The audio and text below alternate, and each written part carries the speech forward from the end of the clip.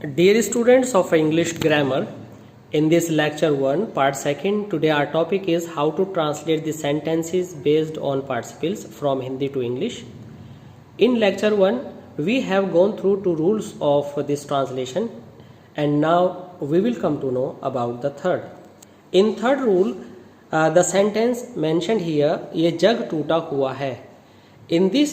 In a sentence, when something had already happened and given in one word only, टूटा हुआ, then we write that a third form as a quality of noun or pronoun in form of third form, and this sentence will become this jug is broken. In Hindi, it is given in the phrase हुआ हुआ. It is a part of a word. हुआ हुआ, बिका हुआ, टूटा हुआ. टूटना means break, टूटा हुआ broken. बिकना means sell, बिका हुआ sold. In this way we use third form.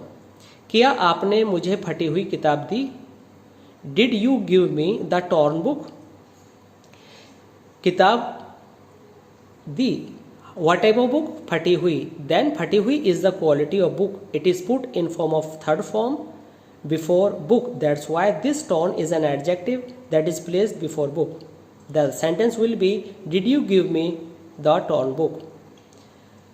In sentence number 4, to be, use of to be, and use of is, are, am, was, were in form of being in participle. When does it happen? It happens when you have sentence like this. The sentence is, थक कर वह सो गया. थक कर, there is no main verb here. The sentence will be थक कर, he was tired, he slept. Then this was will be changed into be. This was will be changed into be, and we will add ing in be. It will become being. In this way it will be being tired, he slept.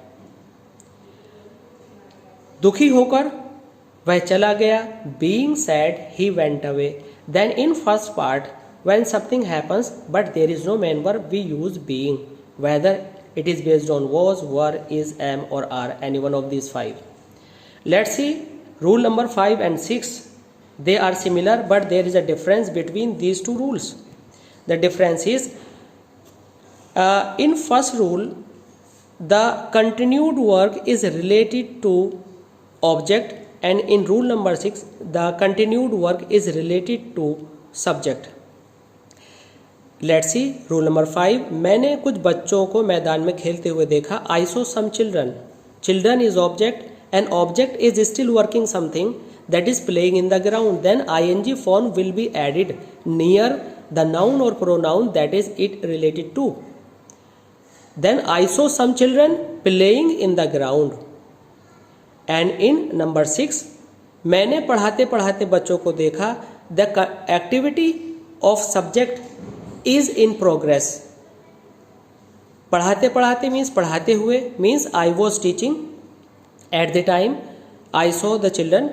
Then I will write teaching I saw the children, means while teaching I saw the children. Here I is busy in work, that's why we place ing form before I. Then our sentence will be, while teaching I saw the children. In sentence number 5, the children were busy in continuous form, so ing was with the children.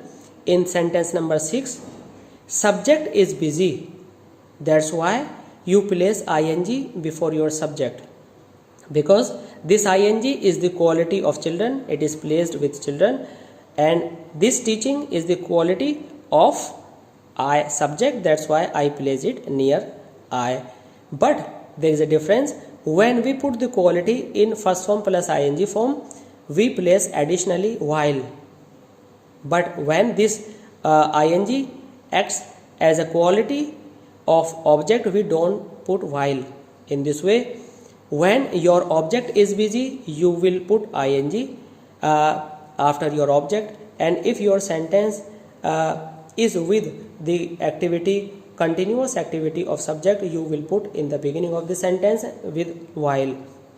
Then your sentence will be, while teaching I saw children. I hope you will have gone through all this and understood well. Thanks.